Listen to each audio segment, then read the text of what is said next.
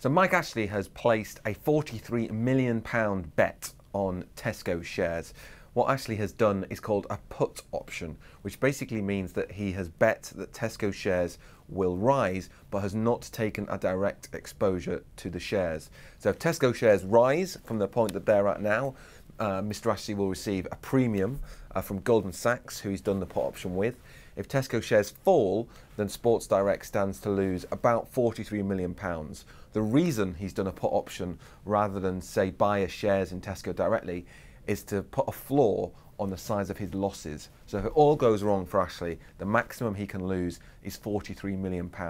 Basically, what he's done is very similar to a spread bet. Tesco shares are at their lowest level for more than a decade, so this could be a good and sensible bet from Ashley.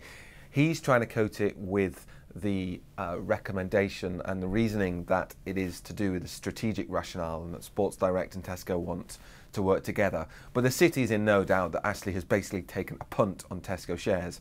Now, he did a very similar thing in January with Debenhams, and that has not gone particularly well. Debenhams shares are down about 25% since then. In my opinion, this looks like Ashley hedging his potential losses on Debenhams and looking at Tesco and thinking it is historically cheap.